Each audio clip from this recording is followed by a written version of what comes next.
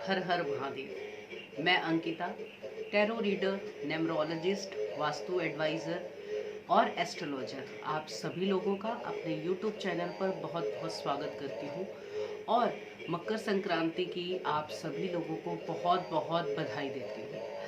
अब बधाई के बाद शायद आप लोगों ने सुना होगा कि जब महाभारत में भीष्म पितामह जी को जब तीरों की शैया पर डाला हुआ था तो वो इस शुभ मुहूर्त का इंतज़ार कर रहे थे अपने शरीर को छोड़ने के लिए। तो कल का दिन बहुत ही शुभ है बहुत सारे उपायों के लिए, तो वो ज़रूर कीजिएगा क्योंकि मकर के दिन जब सूर्य उत्तरायण होता है तो ये दिन बहुत ही शुभ होता है। ये समय बहुत ही शुभ माना जाता है। इस समय पर किया हुआ उपाय आपको बहुत बहुत फल देने वाला है। तो इसीलिए मैं आप लोगों के सामने मकर संक्रांति के लिए कुछ खास उपाय लेकर आई हूँ जिन्हें आप कोशिश कीजिएगा कि ज़रूर कीजिए। अब करना क्या है, समय भी मैं आपको बताने वाली हूँ।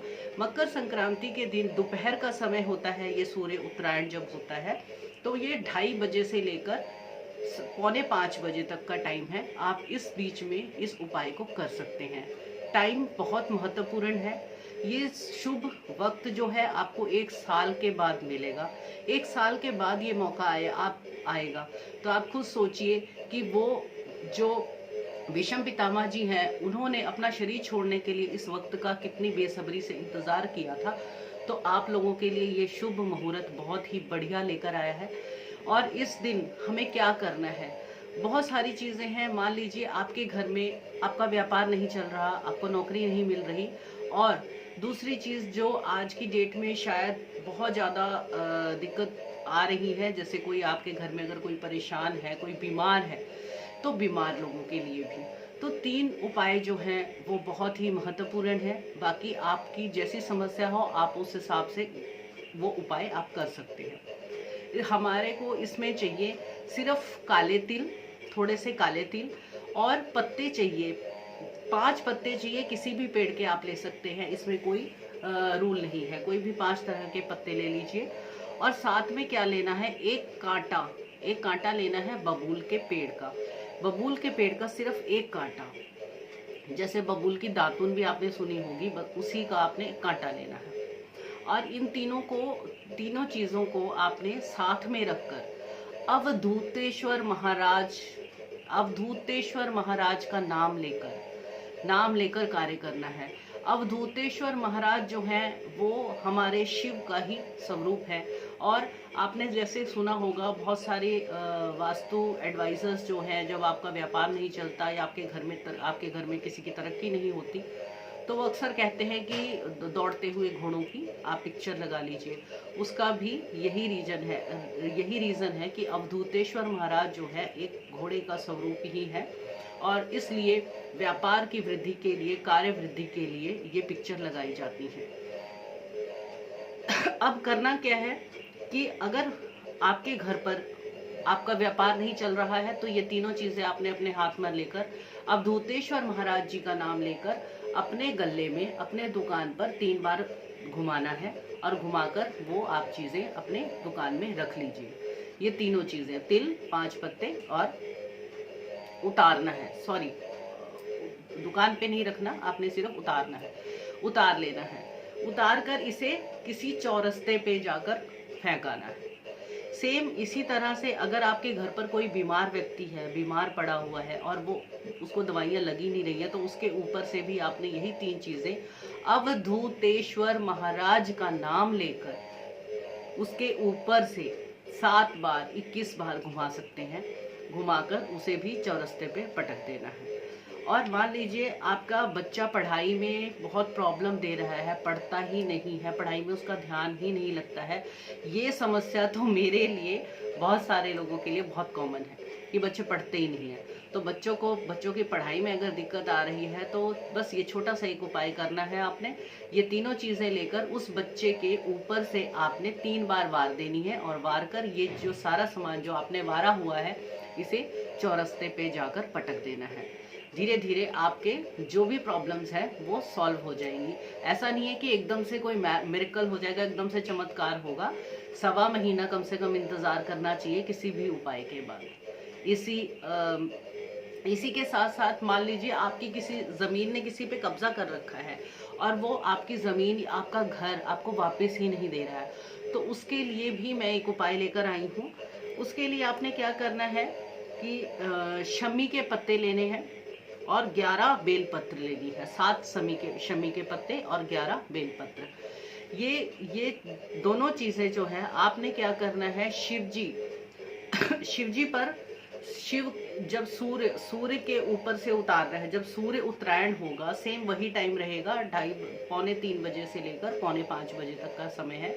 उस टाइम पर सूर्य जब उत्तरायण होगा तो सूर्य के ऊपर से आपने वो सारी चीज़ें, ये दोनों पत्ते वार कर क्या करना है, आपने ओम नमः शिवाय का जाप करना है। और इन पत्तों में से जो शमी का पत्ता है उसे उतार कर आपने उस जमीन पर जिस पर कब्जा किया है, उस घर पे जिस पे आपके किसी और ने कब्जा किया और वो खाली नहीं कर रहा है, तो उस पर आपने शमी का पत्ता जाकर डाल आना है। उस ज़मीन पर या उसके घर के दरवाजे पर, उसके घर के आंगन में कहीं भी आप डाल सकते हैं।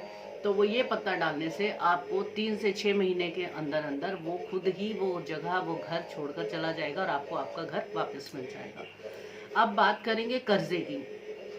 देखिए, जिस हिसाब से पिछले 2-3 सालों से महामारी चल रही है, उसकी कारण ही हम लोगों के ऊपर, बहुत सारे लोगों के ऊपर कर्जे बहुत हो गए हैं और उन कर्जों से परेशान लोगों को समझ नहीं आता है कि कर्जे कैसे उतारें।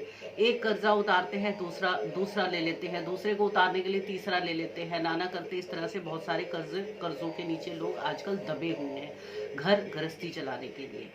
तो आपने अपने कर्जे उतारने के लिए भी मैं एक महा उपाय देने जा रही हूँ। आपने क्या करना है, एक लोटे में जल भर लेना है, उसमें 7 दाने चने की दाल के डालने हैं और थोड़ी सी रोली डाल लेनी है। 3 शमी के पत्ते, और इसमें 3 शमी के पत्ते डाल लेने हैं और 1 बेल पत्र। ये सारी चीज़ें आपने एक लोटे में जल भर के ये सारी चीज़ें डाल लेनी है। मैं दोबारा रिपीट कर देती हूँ। हमें जो 1 लोटे जल में, कर्जे के लिए जो हमें 1 लोटे जल में चीज़ें डालनी है वो है 7 दाने चने के, थोड़ी सी रोली, 3 शमी के पत्ते और 1 बेल पत्र। बस ये चीज़ें डालकर सूर्य का दर्शन करते हुए, सूर्य देव को दर्शन करते हुए, समय वही रहेगा, मैं फिर से दोबारा बता रही हूँ, क्योंकि ये जो समय है ये बहुत ही शुभ है किसी भी कार्य के लिए, किसी भी उपाय के लिए। बार बार इसलिए मैं आप लोगों को समय जरूर बता रही हूँ।